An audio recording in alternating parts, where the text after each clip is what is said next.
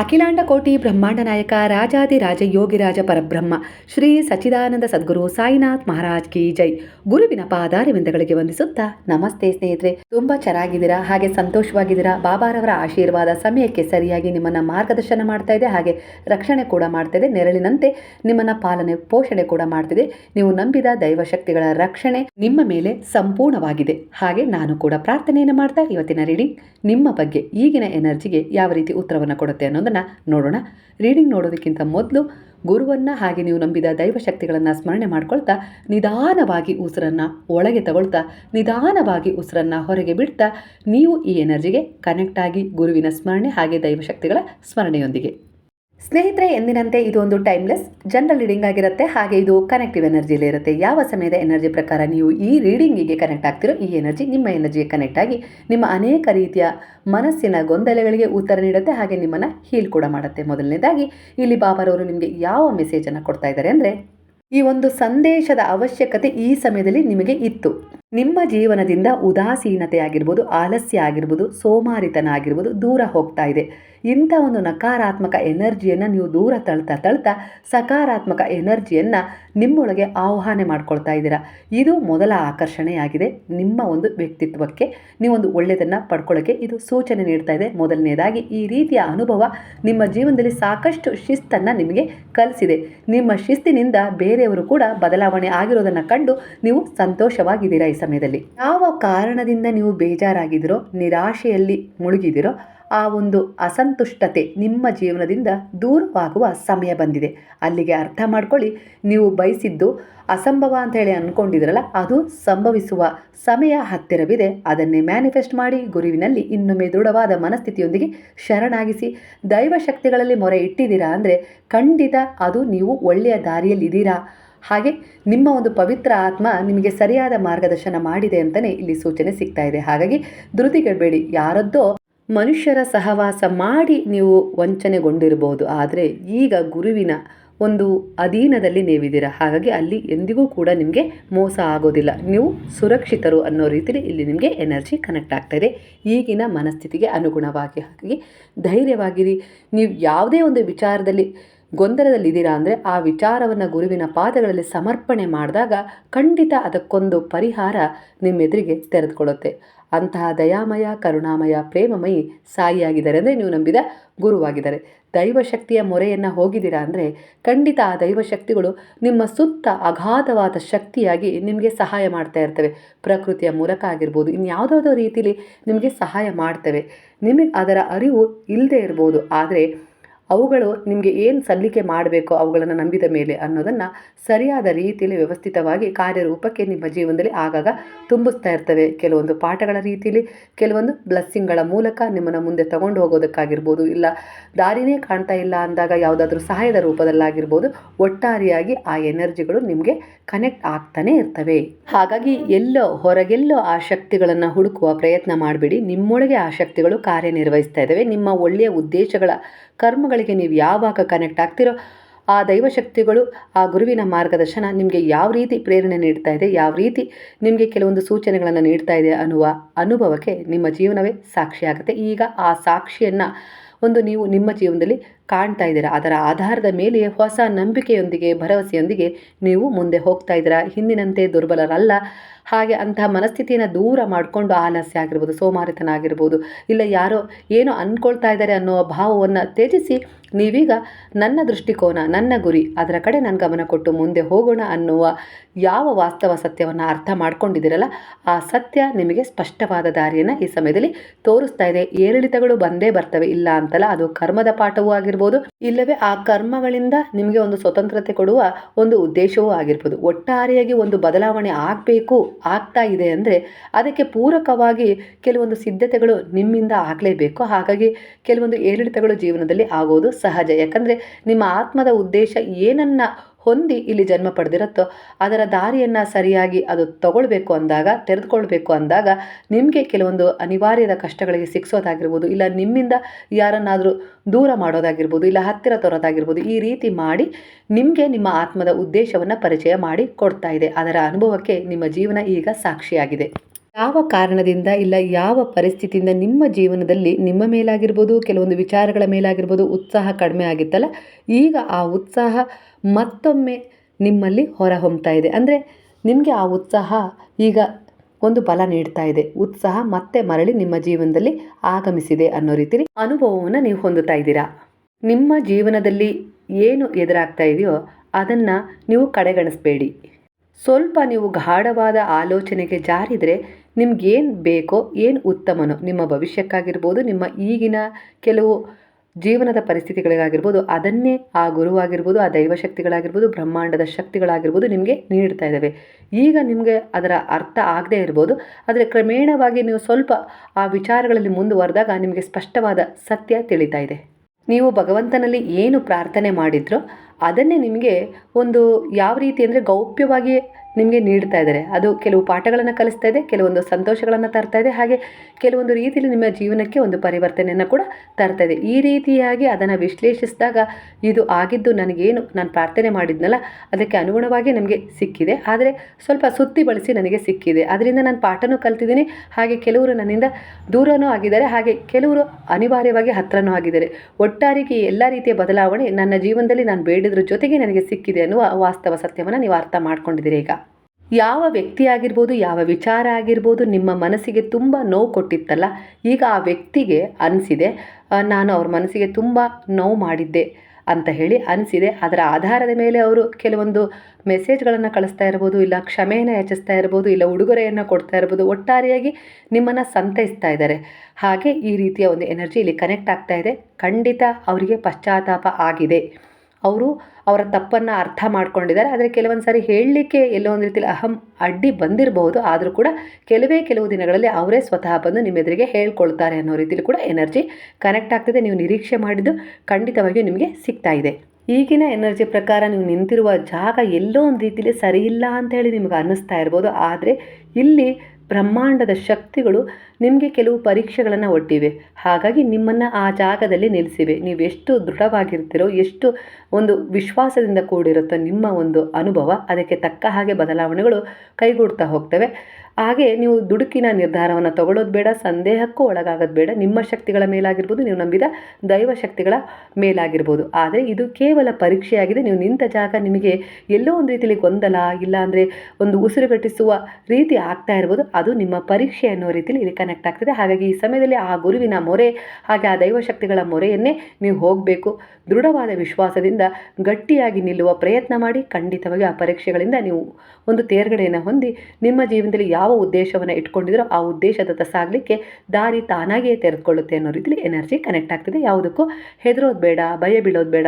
ಸಮಸ್ಯೆಗಳಾಗಿರ್ಬೋದು, ಇಲ್ಲ ಯಾವುದೋ ಒಂದು ಪರಿಸ್ಥಿತಿಗಳು ನಿಮಗೆ ಎಷ್ಟೇ ಒಂದು ಕ್ಲಿಷ್ಟಕರವಾಗಿದೆ ಅಂತೇಳಿ ಅನಿಸಿದಾಗಲೂ ಕೂಡ ಭಗವಂತನಿಗೆ ನೀವು ಆ ವಿಚಾರವನ್ನು ಶರಣಾಗಿಸಿದಾಗ ಅವು ಹೂವಿನಷ್ಟು ಹಗುರವಾಗಿ ಕೆಲವೊಂದು ದಾರಿಗಳನ್ನು ನಿಮಗೆ ತೆರೆದುಕೊಡ್ತವೆ. ಹಾಗೆ ನಿಮ್ಮ ಒಂದು ವ್ಯಕ್ತಿತ್ವವನ್ನು ಬದಲಾಯಿಸಲಿಕ್ಕೆ ಕೆಲವೊಂದು ಪ್ರೇರಣಾತ್ಮಕ ಸಂದೇಶ ಆಗಿರ್ಬೋದು, ವ್ಯಕ್ತಿಗಳನ್ನಾಗಿರ್ಬೋದು, ವಿಚಾರಗಳನ್ನಾಗಿರ್ಬೋದು ನಿಮ್ಮ ಎದುರಿಗೆ ತಂದು ನಿಲ್ಲಿಸ್ತವೆ. ಅವು ನೀವು ಬೇರೆದ್ದೇ ರೀತಿಯಲ್ಲಿ ನಿಮ್ಮ ಜೀವನದಲ್ಲಿ ಒಂದು ಗೆಲುವನ್ನು ಪಡ್ಕೊಳ್ಳೋಕ್ಕೆ ದಾರಿ ಮಾಡಿಕೊಡ್ತಾ ಇದ್ದಾವೆ. ಈ ಸಂದರ್ಭದಲ್ಲಿ ನೀವು ಯಾರ ನೆನಪು ಮಾಡ್ಕೊಳ್ತಿದ್ದೀರಾ ಅವರಿಗೆ ನಿಮ್ಮ ನೆನಪು ಬರ್ತಾ ಇಲ್ವಾ ಅಂಥೇಳಿ ನಿಮಗೆ ಸಂದೇಹ ಏನಾದರೂ ಇದ್ದರೆ ಅದು ತಪ್ಪು. ಯಾಕಂದರೆ ನೀವು ಎಷ್ಟು ಅವರನ್ನು ನೆನಪು ಮಾಡ್ಕೊಳ್ತಾ ಇದ್ದೀರೋ ಅವರು ಅಷ್ಟೇ ನಿಮ್ಮನ್ನು ನೆನಪು ಮಾಡ್ಕೊಳ್ತಾ ಇದ್ದಾರೆ. ಇಲ್ಲ ಅವರು ನಿಮ್ಮನ್ನು ಸಂಪರ್ಕ ಮಾಡಲಿಕ್ಕೆ, ಇಲ್ಲ ನಿಮ್ಮ ಜೊತೆ ಮಾತನಾಡಲಿಕ್ಕೆ ಅವರಿಗೆ ಯಾರೋ ಅಡ್ಡಿ ಆತಂಕಗಳನ್ನು ಮಧ್ಯದಲ್ಲಿ ಮಾಡ್ತಾ ಇದ್ದಾರೆ. ಇಲ್ಲ ಅವರ ಈಗೋ ಕೂಡ ಅಡ್ಡ ಬರ್ತಾ ಇರ್ಬೋದು, ಇಲ್ಲ ಯಾವುದೋ ಒಂದು ಪರಿವರ್ತನೆಗೋಸ್ಕರ ಅವರು ಕಾಯ್ತಾ ಇರ್ಬೋದು, ಸಮಯಕ್ಕೆ ಕಾಯ್ತಾ ಇರ್ಬೋದು, ಇಲ್ಲ ನಿಮ್ಮಿಂದ ಅವರು ಏನೋ ಬೇರೆ ನಿರೀಕ್ಷೆ ಮಾಡ್ತಾ ಇದ್ದಾರೆ, ನಿಮ್ಮವರಿಂದನೂ ಆಗಿರ್ಬೋದು. ಹಾಗಾಗಿ ಕೆಲವೊಂದು ಸಾರಿ ಅಲ್ಲಿ ಒಂದು ಅಂತರ ಅನ್ನೋದು ಮೂಡಿದೆ. ಅಷ್ಟು ಬಿಟ್ಟರೆ ಅವರಿಗೆ ನಿಮ್ಮ ಬಗ್ಗೆ ಪ್ರೀತಿ ಗೌರವ ಇಲ್ಲ ಅಂತಲ್ಲ, ಆದರೆ ಅವರು ಮರಳಿ ಬಂದೇ ಬರ್ತಾರೆ. ನಿಮ್ಮ ಎನರ್ಜಿ ಅವರಿಗೆ ಕನೆಕ್ಟ್ ಆಗ್ತಾ ಇದೆ. ನೀವು ಅವ್ರ ವಿಚಾರವಾಗಿ ಏನೆಲ್ಲ ಒಂದು ಒಳ್ಳೆಯದನ್ನು ಬಯಸ್ತಾ ಇದ್ರು, ನಕಾರಾತ್ಮಕವಾಗಿ ಅಲ್ಲ, ನಕಾರಾತ್ಮಕವಾಗಿ ನೀವು ಬಯಸಿದಷ್ಟು ನಿಮ್ಮ ಮತ್ತು ಅವರ ಅಂತರ ಹೆಚ್ಚಾಗ್ತಾ ಹೋಗುತ್ತೆ. ನೀವು ಸಕಾರಾತ್ಮಕವಾಗಿ ಅವರ ಬಗ್ಗೆ ಪಾಸಿಟಿವ್ ಆಗಿ ಎಷ್ಟು ಚರ್ಚೆಗಳನ್ನು ಮಾಡ್ತೀರೋ, ಎಷ್ಟು ವಿಚಾರಗಳನ್ನು ಮಾಡ್ತೀರೋ ಅಷ್ಟೇ ಅವರಲ್ಲಿ ಪರಿವರ್ತನೆಯಾಗಿ ಅವರು ನಿಮ್ಮ ಸನಿಹಕ್ಕೆ ಅತಿ ವೇಗದಲ್ಲಿ ಬರ್ತಾರೆ ಅನ್ನುವ ಎನರ್ಜಿ ಇಲ್ಲಿ ಕನೆಕ್ಟ್ ಆಗ್ತಾ ಇದೆ.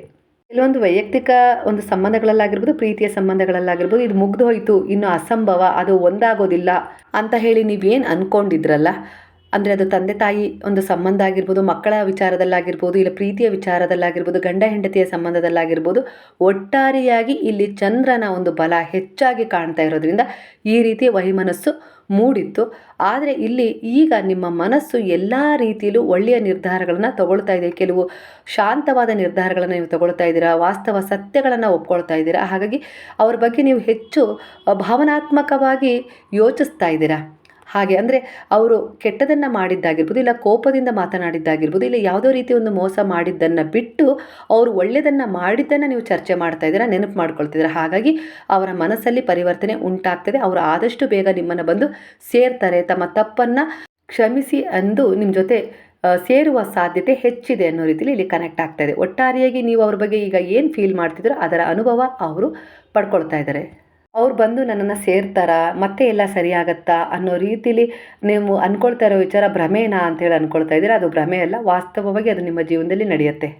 ಅಂದರೆ ಅವ್ರಿಗೆ ಈಗ ಅರ್ಥ ಆಗಿದೆ ನಿಮ್ಮಿಬ್ಬರ ಮಧ್ಯೆ ಒಂದು ಬೇರೆಯವರ ಹಸ್ತಕ್ಷೇಪ ಆಗಬಾರ್ದಿತ್ತು ಅಂತ ಹೇಳಿ. ಅವ್ರಿಗೀಗ ಅನ್ನಿಸ್ತಾ ಇದೆ ಭಾವನಾತ್ಮಕವಾಗಿ ಅವರು ನಿಮಗೆ ಸ್ಪಂದಿಸಲಿಲ್ಲ, ನಾನು ತಪ್ಪು ಮಾಡಿದೆ ಅಂತೇಳಿ ಆ ವ್ಯಕ್ತಿಗಾಗಿರ್ಬೋದು ಅವರಿಗಾಗಿರ್ಬೋದು ಈಗ ಅರ್ಥ ಆಗ್ತಾ ಇದೆ. ಅದು ವೈಯಕ್ತಿಕ ಸಂಬಂಧ ಆಗಿರ್ಬೋದು, ಪ್ರೀತಿಯ ವಿಚಾರದಲ್ಲಾಗಿರ್ಬೋದು, ಅವರಿಗೆ ಆಗಾಗ ಅದರ ಫೀಲ್ ಆಗ್ತಾ ಇದೆ. ಆದರೂ ಕೂಡ ಕೆಲವೊಂದು ಸಾರಿ ಅಲ್ಲಿ ಅಡೆತಡೆ ಕಾಣಿಸ್ತಾ ಇದೆ.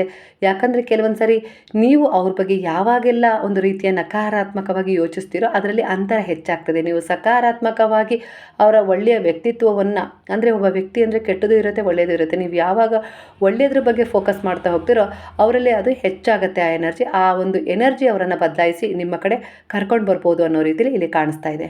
ನೀವು ಅಂದ್ಕೊಳ್ತಾ ಇರ್ಬೋದು ಅವರೆಲ್ಲೋ ಇರ್ತಾರೆ, ನಾವೆಲ್ಲೋ ಇರ್ತೀವಿ, ನಾವು ಅವ್ರ ಬಗ್ಗೆ ಯೋಚಿಸ್ತಾ ಇರುವ ವಿಚಾರ ಅವರಿಗೆ ಕರೆಕ್ಟ್ ಆಗುತ್ತಾ ಅಂತ ಹೇಳಿ.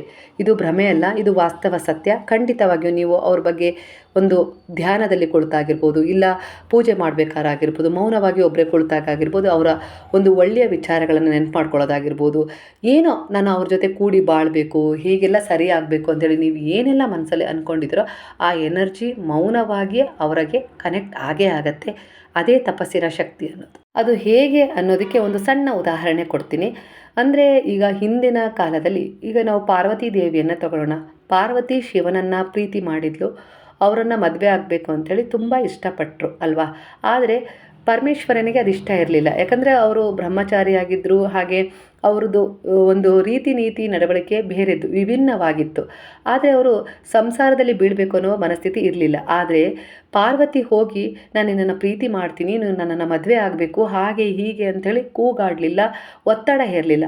ಅವಳು ಅವರನ್ನು ಪಡ್ಕೊಳ್ಳೋಕ್ಕೆ ಜನ್ಮ ಜನ್ಮಗಳವರೆಗೂ ತಪಸ್ಸನ್ನು ಆಚರಿಸಿದರು. ಒಂದೊಂದು ಜನ್ಮದಲ್ಲೂ ಶಿವನನ್ನು ಪಡ್ಕೊಳ್ಳೋಕ್ಕೆ ತಪಸ್ಸನ್ನು ಮಾಡಿದರು. ಅಲ್ಲಿ ಅಡ್ಡಿ ಆತಂಕಗಳು ಬಂದರೂ ಕೂಡ ಮತ್ತೊಂದು ಜನ್ಮ, ಅದರಲ್ಲೂ ತಪಸ್ಸು. ಒಟ್ಟಾರೆಯಾಗಿ ಈ ರೀತಿ ಅವರ ನಿರಂತರ ಮೌನದ ತಪಸ್ಸಿನ ಒಂದು ಪ್ರಾರ್ಥನೆಯ ಹೋರಾಟ, ಅವರಿಬ್ಬರು ಇವತ್ತು ದಂಪತಿಗಳಾಗಿದ್ದಾರೆ ಅಲ್ವಾ. ಶಿವ ಪಾರ್ವತಿಯರು ನಮಗೆಲ್ಲ ಒಂದು ಪ್ರೇರಣೆಯಾಗಿದ್ದಾರೆ ಗಂಡ ಹೆಂಡತಿಯ ಒಂದು ಸಂಬಂಧಕ್ಕೆ. ಅದೇ ರೀತಿ ಸ್ನೇಹಿತರೆ, ಇಲ್ಲಿ ನಾನು ಯಾಕೆ ಉದಾಹರಣೆ ಕೊಡ್ತಾ ಇದ್ದೀನಿ ಅಂದರೆ, ನೀವು ಅಂದ್ಕೊಳ್ಬೋದು ನಾನು ಮನೇಲಿ ಕುಳಿತು ನಾನು ಮದುವೆ ಆಗೋ ಹುಡುಗ ಹಾಗಿರಬೇಕು, ಹೀಗಿರಬೇಕು, ಒಳ್ಳೆಯ ವ್ಯಕ್ತಿತ್ವದಿಂದಿರಬೇಕು ಅಂಥೇಳಿ ನೀವು ದಿನನಿತ್ಯ ಒಂದು ಮ್ಯಾನಿಫೆಸ್ಟ್ ಮಾಡ್ತೀರಾ ಅಂದರೆ ಅಂಥದ್ದೇ ಒಂದು ವ್ಯಕ್ತಿ ನಿಮಗೆ ಕನೆಕ್ಟ್ ಆಗೇ ಆಗ್ತಾರೆ. ಅವರಲ್ಲಿ ಆ ಥರ ಒಂದು ಮುಕ್ಕಾಲು ಭಾಗದ ಗುಣಗಳನ್ನು ನೀವು ಕಾಣ್ತೀರಾ. ಅಂದರೆ ಅದೊಂದು ನಿಮ್ಮ ಪ್ರಾರ್ಥನೆ, ಶ್ರದ್ಧೆಯಿಂದ ನೀವು 1 ವರ್ಷ 2 ವರ್ಷ ಅದೇ ರೀತಿ ಒಂದು ಯೋಚನೆ ಮಾಡಿರ್ತೀರ.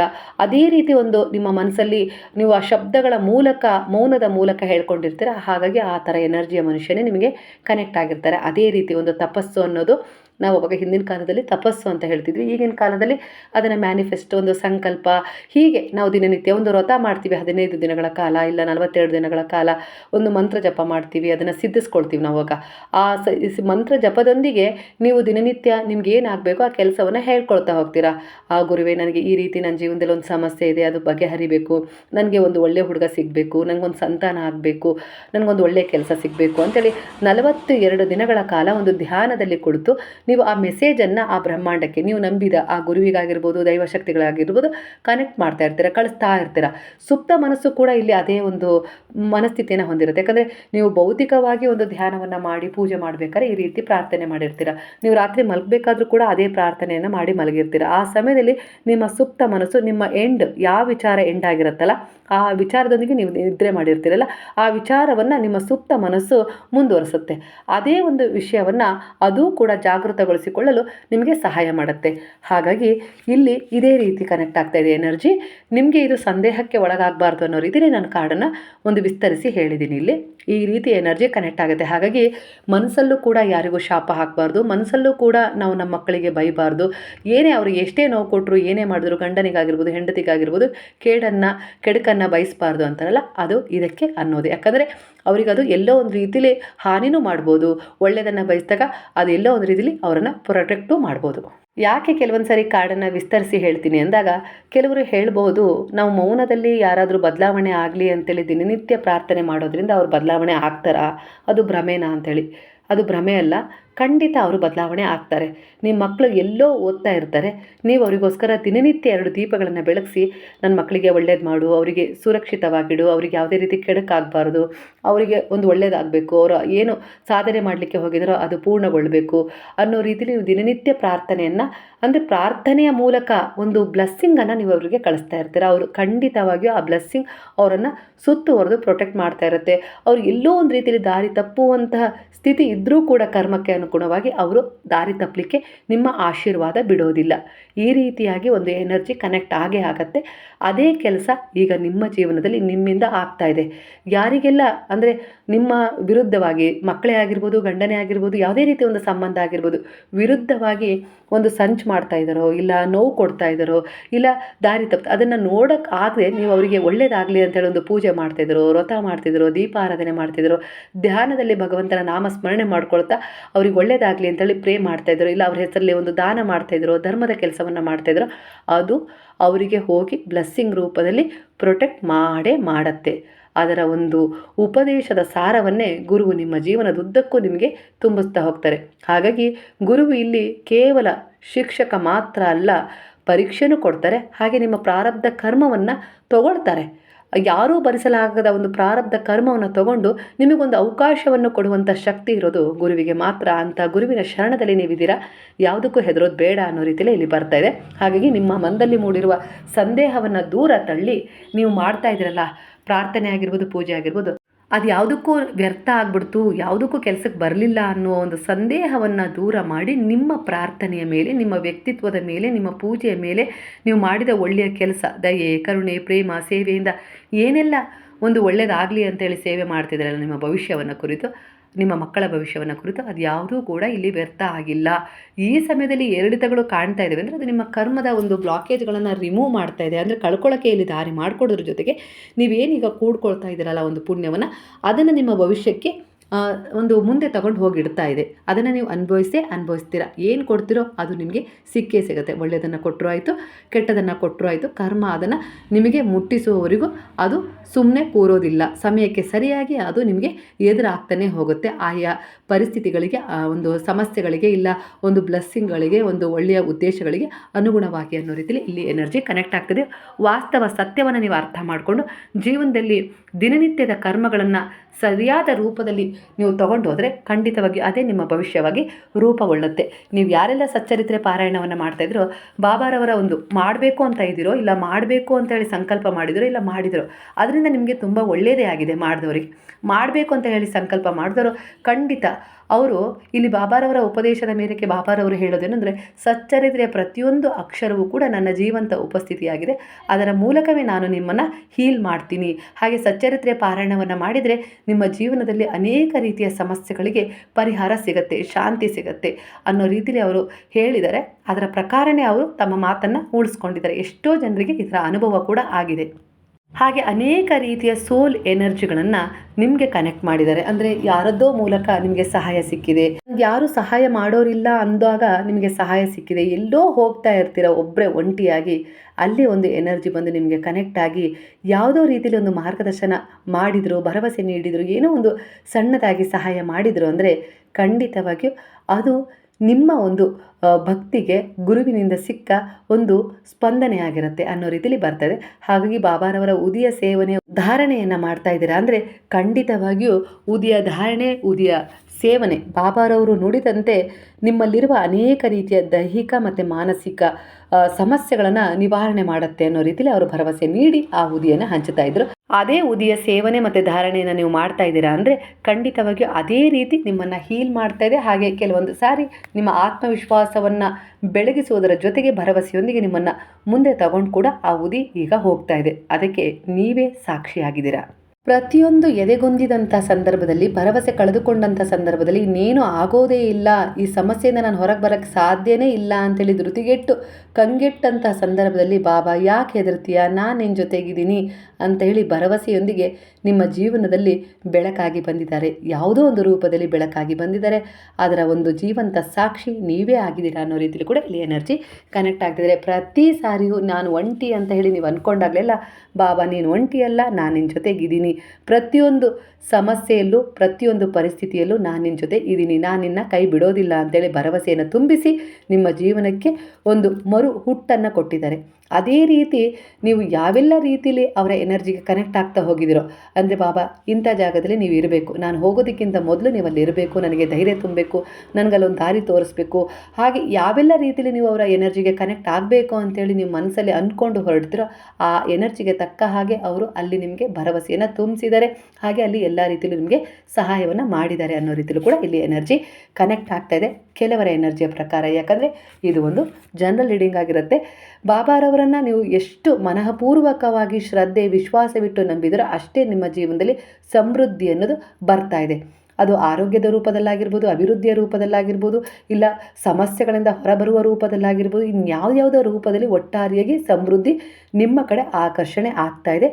ಹಾಗಾಗಿ ನೀವು ಎಷ್ಟೇ ಜೀವನದಲ್ಲಿ ಆಗೋದೇ ಇಲ್ಲ ಅಂತ ಹೇಳಿ ಹಿಂದೆ ಸರದಂಥ ಸಂದರ್ಭದಲ್ಲೂ ಕೂಡ ನಿನ್ನಿಂದ ಆಗತ್ತೆ ಅಂತ ಹೇಳಿ ನಿಮ್ಮ ಆತ್ಮ ಸಾಕ್ಷಿ ನಿಮಗೆ ಹೇಳಿ ಮುಂದೆ ಕರ್ಕೊಂಡು ಹೋಗಿದೆ. ಅದರ ಅನುಭವಕ್ಕೂ ಕೂಡ ನೀವೇ ಸಾಕ್ಷಿಯಾಗಿದ್ದೀರಾ. ಕೆಲವರ ವ್ಯವಹಾರದಲ್ಲಿ ಇಲ್ಲ ಒಂದು ವೈಯಕ್ತಿಕ ಸಂಬಂಧದಲ್ಲಿ ಕೆಲವು ಸುಧಾರಣೆಗಳು ಆದಷ್ಟು ಬೇಗನೆ ಆಗ್ತಾ ಇದ್ದಾವೆ. ಅದು ಕೂಡ ಎದುರಿಗಿರುವವರಿಂದ. ನಿಮ್ಮಿಂದ ಎಲ್ಲ ಸರಿಯಾಗೇ ಇತ್ತು, ಕೆಲವೊಂದು ಸಾರಿ ನಿಮ್ಮಿಂದ ಕೂಡ ಕೆಲವು ಸಣ್ಣ ಪುಟ್ಟ ತಪ್ಪುಗಳಾದರೂ ಕೂಡ ನೀವು ತಿದ್ಕೊಂಡಿದ್ರಿ. ಆದರೆ ನಿಮ್ಮ ಎದುರಿಗಿರೋರು ತಿದ್ಕೊಳ್ತಾರಾ ಅನ್ನೋ ರೀತಿಯಲ್ಲಿ ಅನುಮಾನ ಇತ್ತು. ಅದನ್ನು ಗುರುವಿನ ಪಾದಗಳಲ್ಲಿ ಸಮರ್ಪಣೆ ಮಾಡಿದರೆ ಈಗ ಅವರೂ ಕೂಡ ತಮ್ಮ ತಪ್ಪುಗಳನ್ನು ತಿದ್ಕೊಂಡು ನಿಮಗೆ ಹೊಸದೊಂದು ಪರಿವರ್ತನೆಯನ್ನು ತಂದುಕೊಡ್ತಾರೆ ಅನ್ನೋ ರೀತಿಯಲ್ಲಿ ಕೂಡ ಇಲ್ಲಿ ಎನರ್ಜಿ ಕನೆಕ್ಟ್ ಆಗ್ತಾ ಇದೆ. ನಿಮ್ಮ ಮಕ್ಕಳಲ್ಲಿ ತುಂಬ ಬದಲಾವಣೆಯನ್ನು ಕಂಡು ನೀವೀಗ ತುಂಬ ಖುಷಿಯಾಗಿದ್ದೀರ. ನೀವೊಬ್ಬರು ಬದಲಾವಣೆ ಆಗಿದ್ದಕ್ಕೆ ಒಂದು ಸ್ವಲ್ಪ ಅವರಿಗೆ ಎಲ್ಲೋ ಒಂದು ರೀತಿಯಲ್ಲಿ ಮೊದಲಿಗೆ ಅದರಲ್ಲಿ ವ್ಯತ್ಯಾಸ ಅನ್ನಿಸ್ತು, ಇಲ್ಲ ಏನಪ್ಪ ಹೀಗೆ ಬದಲಾವಣೆ ದಿಢೀರನೇ ಆಗಿರೋದನ್ನು ನೀವು ಕಂಡು ಅವರು ಎಲ್ಲೋ ಒಂದು ರೀತಿಯಲ್ಲಿ ಮನಸ್ಥಿತಿಯಲ್ಲಿ ಏನೇನೋ ಆಲೋಚನೆ ಮಾಡಿದರು. ಆದರೆ ನಿಮ್ಮ ಸ್ಥಿರವಾದ ಒಂದು ನಡೆ ನುಡಿ ಒಂದು ಶಿಸ್ತು ಅವರನ್ನು ಈಗ ಬದಲಾಯಿಸಿದೆ. ಇನ್ನೂ ಕ್ರಮೇಣವಾಗಿ ಅವರು ತುಂಬಾ ಬದಲಾಗ್ತಾರೆ. ಅಂದರೆ ಮೊದಲು ನಿಮಗೆ ಬೆಲೆನೇ ಕೊಡ್ತಾ ಇರಲಿಲ್ಲ, ನೀವು ಮಾಡೋ ಕೆಲಸಕ್ಕಾಗಿರ್ಬೋದು ಯಾವುದಕ್ಕೂ ಬೆಲೆ ಕೊಡ್ತಾ ಇರಲಿಲ್ಲ. ಆದರೆ ಗುರು ನಿಮ್ಮ ಜೀವನದಲ್ಲಿ ತಂದ ಬೆಳವಣಿಗೆಯನ್ನು ಬದಲಾವಣೆಯನ್ನು ಕಂಡು ಅವರು ಈಗ ನಿಮಗೆ ಎಲ್ಲ ರೀತಿಯಲ್ಲೂ ಸಪೋರ್ಟ್ ಮಾಡ್ತಾ ಇದ್ದಾರೆ, ಸಹಾಯನೂ ಕೂಡ ಮಾಡ್ತಾ ಇದ್ದಾರೆ ಅನ್ನೋ ರೀತಿಯಲ್ಲಿ ಬರ್ತಾ ಇದೆ. ಇದಕ್ಕೆ ಕಾರಣ ಗುರುವಿನಲ್ಲಿ ನೀವಿಟ್ಟ ಒಂದು ವಿಶ್ವಾಸ ಅವರ ಎನರ್ಜಿಯನ್ನು ಕೂಡ ಇಲ್ಲಿ ಬದಲಾಯಿಸಿದೆ. ಅವರು ಕೂಡ ತಮ್ಮ ಜೀವನ ಶೈಲಿಯನ್ನು ಬದಲಾಯಿಸ್ಕೊಳ್ಳೋದ್ರ ಜೊತೆಗೆ ತಮ್ಮ ನಡೆ ನುಡಿ ಮತ್ತು ತಾವು ಹೇಗಿರಬೇಕು, ಎಂಥವರ ಜೊತೆ ಸಹವಾಸ ಮಾಡಬೇಕು, ಎಂಥವರನ್ನ ನಮ್ಮ ಜೀವನದಿಂದ ಇಗ್ನೋರ್ ಮಾಡಬೇಕು ಅನ್ನೋದನ್ನು ಅರ್ಥ ಮಾಡ್ಕೊಳ್ತಾ ಇದ್ದಾರೆ. ಎಲ್ಲೋ ಒಂದು ರೀತಿಯಲ್ಲಿ ಅವರು ಬದಲಾಗ್ತಾ ಇದ್ದಾರೆ. ಸೂಕ್ಷ್ಮವಾಗಿ ನಿಮಗೆ ಅದು ಗೊತ್ತಾಗ್ತಾ ಇದೆ. ಆದರೂ ಕೂಡ ನಿಮ್ಮ ಶಿಸ್ತು, ನಿಮ್ಮ ಪರಿವರ್ತನೆ ಅವರನ್ನು ಇನ್ನೂ ಹೆಚ್ಚಿನ ಮಟ್ಟಕ್ಕೆ ಪರಿವರ್ತಿಸ್ತಾ ಇದೆ. ಅಂದರೆ ನೀವು ಇನ್ನೊಬ್ಬರಿಗೆ ನೀನು ತಪ್ಪು ಅಂತ ಹೇಳಿ ಬೆರಳು ಮಾಡಿ ತೋರಿಸೋದಕ್ಕಿಂತ ಆ 4 ಬೆರಳು ನನ್ನನ್ನೇ ತೋರಿಸ್ತಾ ಇದ್ದಾವೆ, ಅದಕ್ಕೆ ನಾನೇ ಮೊದಲು ಬದಲಾಗೋಣ ಅನ್ನೋ ರೀತಿಯಲ್ಲಿ ನೀವು ಬದಲಾಗಿದ್ರಿ. ಅದಕ್ಕೆ ಪ್ರತಿಫಲ ಈಗ ಸಿಕ್ಕಿದೆ. ಎಲ್ಲಕ್ಕಿಂತ ನಿಮ್ಮ ಶಿಸ್ತು, ನಿಮ್ಮ ಮೌನ ನಿಮ್ಮನ್ನು ತುಂಬ ಶಕ್ತಿಯುತವಾಗಿಸೋದ್ರ ಜೊತೆಗೆ ಎಲ್ಲಿ ಹೇಗೆ ಎಷ್ಟು ಮಾತಾಡಬೇಕು ಅನ್ನೋದನ್ನು ಕಲಿಸೋದ್ರ ಜೊತೆಗೆ ಗೌರವ ತಂದುಕೊಟ್ಟಿದೆ. ಹಾಗೆ ನಿಮ್ಮ ಬೆಲೆ ಇನ್ನೊಬ್ಬರಿಗೆ ತಿಳಿಯುವಂತೆ ಮಾಡ್ತಾ ಇದೆ. ಸೂಕ್ಷ್ಮವಾಗಿ ಅವರು ನಿಮ್ಮ ನಡೆ ನುಡಿಯನ್ನು ಗಮನಿಸ್ತಾ ಇದ್ದಾರೆ. ನೆರೆಹೊರೆಯವರಾಗಿರ್ಬೋದು, ಸಂಬಂಧಿಕರಾಗಿರ್ಬೋದು, ನಿಮ್ಮವರೇ ಆಗಿರ್ಬೋದು ಗಮನಿಸ್ತಾ ಇದ್ದಾರೆ. ಎಲ್ಲಿಯವರೆಗೆ ಇದಿರುತ್ತೆ ಅನ್ನೋದನ್ನು ಕೂಡ ಅವರು ಚಾಲೆಂಜಿಂಗ್ ಆಗಿ ತೊಗೊಂಡು ನೋಡ್ತಾ ಇದ್ದಾರೆ. ಆದರೆ ನಿಮ್ಮ ಶಿಸ್ತು ಅವರನ್ನು ಈಗ ಸಂಪೂರ್ಣವಾಗಿ ಬದಲಿಸುವ ಹಂತದಲ್ಲಿದೆ. ಕೆಲವರಿಗೆ ಬದಲಾವಣೆ ಕೂಡ ಈಗಾಗಲೇ ಸಿಕ್ಕಿದೆ ಅನ್ನೋ ರೀತಿಯಲ್ಲಿ ಬರ್ತದೆ. ಒಟ್ಟಾರೆಯಾಗಿ ಗುರುವಿನಲ್ಲಿ ಶರಣಾದ ನಿಮ್ಮ ಮನಸ್ಥಿತಿ ಮತ್ತೆ ಕದಡಲಿಕ್ಕೆ ಇಷ್ಟಪಡ್ತಾ ಇಲ್ಲ. ಅಂದರೆ ನಾನು ಹಿಂದೆ ಹೇಗಿದ್ದೆ, ಏನು ಮಾಡಿದ್ದೆ ಅದು ನನಗೆ ಬೇಡ. ಈಗ ಗುರುವಿನ ಶರಣದಲ್ಲಿ ಬಂದಮೇಲೆ ನಾನು ಸಾಕಷ್ಟು ಬದಲಾವಣೆಯನ್ನು ಕಂಡುಕೊಂಡಿದ್ದೀನಿ. ದಯೆ, ಕರುಣೆ, ಪ್ರೇಮ, ಸೇವೆ, ಒಳ್ಳೆಯ ಉದ್ದೇಶದ ಕರ್ಮಗಳನ್ನು ಮೈಗೂಡಿಸಿಕೊಳ್ಳುವಲ್ಲಿ ನಾನು ತುಂಬ ಸಮರ್ಥನಾಗಿದ್ದೀನಿ ಅನ್ನೋದನ್ನು ನೀವು ಕಂಡುಕೊಂಡಿದ್ದೀರಿ. ಎಷ್ಟಾಗುತ್ತೋ ಅಷ್ಟು ನಿಮ್ಮಿಂದ ಈಗ ಮನಸ್ಸು ಒಳ್ಳೆಯದನ್ನೇ ಮಾಡಲಿಕ್ಕೆ ಬಯಸ್ತಾ ಇದೆ. ಅದರ ಫಲವನ್ನು ಜೀವನದುದ್ದಕ್ಕೂ ನೀವು ಅನುಭವಿಸ್ತೀರಾ. ಅನಾರೋಗ್ಯದ ಸಮಸ್ಯೆಯಲ್ಲಿ ಈಗ ತುಂಬ ಪರಿವರ್ತನೆ ಕಾಣ್ತಾ ಇದ್ದೀರಾ. ಹಾಗೆ ಹೋದ ಜಾಗದಲ್ಲೆಲ್ಲ ನಿಮಗೆ ಯಾವುದೋ ಒಂದು ರೂಪದಲ್ಲಿ ಸಹಾಯ ಸಿಗ್ತಾ ಇದೆ ಅಂದರೆ ಅದು ಗುರುವಿನ ಆಶೀರ್ವಾದ. ಯಾಕಂದರೆ ನೀವು ಹೋಗೋಕ್ಕಿಂತ ಮೊದಲು ಗುರುವನ್ನು ಆಹ್ವಾನಿಸ್ಕೊಂಡು, ಅಂದರೆ ಬಾಬಾ ನೀವು ನನ್ನ ಜೊತೆಗಿರಬೇಕು ಅಂಥೇಳಿ ನೀವೇನು ವಿಶ್ವಾಸವಿಟ್ಟು ಪ್ರಾರ್ಥನೆ ಮಾಡಿ ಹೋಗ್ತಾ ಇದ್ರೋ ಆ ಎನರ್ಜಿ ಅವರಿಗೆ ಕನೆಕ್ಟ್ ಆಗಿ ಅವರು ನಿಮ್ಮ ಪ್ರತಿಯೊಂದು ಭಾವನೆಗಳಿಗೆ ನಾನು ನಿನ್ನ ಜೊತೆಗಿದ್ದೀನಿ, ನಿನ್ನ ಒಂಟಿಯಲ್ಲ, ಹೆದರಬೇಡ ಅಂಥೇಳಿ ಸ್ಪಂದಿಸ್ತಾ ಇದ್ದಾರೆ. ಇದು ನಿಮ್ಮ ಜೀವನದಲ್ಲಿ ನೀವು ಬಹಳಷ್ಟು ಬದಲಾವಣೆ ಆಗಲಿಕ್ಕೆ ಸಾಕ್ಷಿಯಾಗಿದೆ. ಹಾಗೆ ಇನ್ನೂ ಕೂಡ ನನ್ನ ಜೀವನದಲ್ಲಿ ನಾನು ಒಂದು ಒಳ್ಳೆಯದನ್ನು ಪಡ್ಕೊಳ್ತೀನಿ.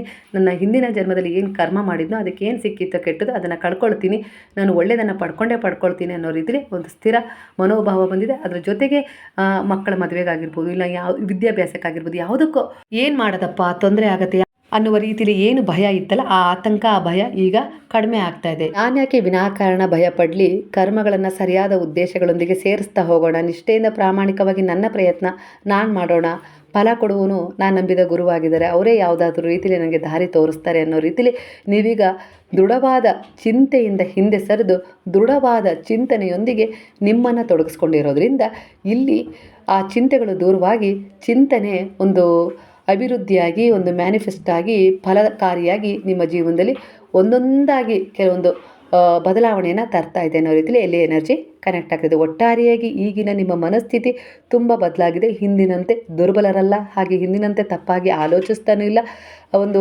ತಪ್ಪಾಗಿ ಇನ್ನೊಬ್ಬರ ಬಗ್ಗೆ ಮಾತಾಡಲಿಕ್ಕೂ ಕೂಡ ಭಯ ಪಡ್ತಾ ಇದೆ ಈಗ ನಿಮ್ಮ ಒಂದು ಮನಸ್ಥಿತಿ. ಹಾಗಾಗಿ ಇದೆಲ್ಲ ಒಂದು ಬದಲಾವಣೆ ನೀವು ಆಧ್ಯಾತ್ಮಿಕ ಪಯಣದಲ್ಲಿ ಬಂದ ಮೇಲೆಯೇ, ಗುರುವಿನ ಶರಣದಲ್ಲಿ ಬಂದ ಮೇಲೆ ವ್ಯಕ್ತಿತ್ವ ಬಂದಿದೆ. ಅಂದರೆ ಈ ವ್ಯಕ್ತಿತ್ವ ನಿಮ್ಮ ಜೀವನದುದ್ದಕ್ಕೂ ನಿಮಗೆ ಗೌರವ, ಸಮಾಧಾನ, ಶಾಂತಿ, ಸಂಯಮ, ತಾಳ್ಮೆ ಹಾಗೆ ಬೆಲೆ ತಂದು ಕೊಡುತ್ತೆ, ಹಾಗೆ ಸಮೃದ್ಧಿಯನ್ನು ಕೂಡ ತಂದು ಕೊಡುತ್ತೆ ಅನ್ನೋ ರೀತಿಯಲ್ಲಿ ಇಲ್ಲಿ ವಿಚಾರ ರೆಸನೇಟ್ ಆಗ್ತದೆ. ಇವತ್ತಿನ ಈ ಒಂದು ಎನರ್ಜಿ ಸಾಯಿ ಸಂದೇಶ ನಿಮ್ಮ ಜೀವನಕ್ಕೆ ಹತ್ತಿರವಾಗಿದ್ದರೆ ಕೃತಜ್ಞತಾಪೂರ್ವಕವಾಗಿ ಸಾಯಿರಾಮ್ ಅಂತೇಳಿ ಕಮೆಂಟ್ ಮಾಡೋದನ್ನು ಮರಿಬೇಡಿ. ಹಾಗಾದರೆ ಎಲ್ಲರೂ ಸೇರಿ ಹೇಳೋಣ, ಹರೇ ರಾಮ ರಾಮ ರಾಮ ಹರೇ ಹರೇ, ಹರೇ ಕೃಷ್ಣ ಕೃಷ್ಣ ಕೃಷ್ಣ ಹರೇ ಹರೇ, ಹರೇ ಸಾಯಿ ಸಾಯಿ ಸಾಯಿ ಹರೇ ಹರೇ, ಹರೇ ಬಾಬಾ ಬಾಬಾ ಬಾಬಾ ಹರೇ ಹರೇ, ಹರೇ ದತ್ತ ದತ್ತ ದತ್ತ ಹರೇ ಹರೇ.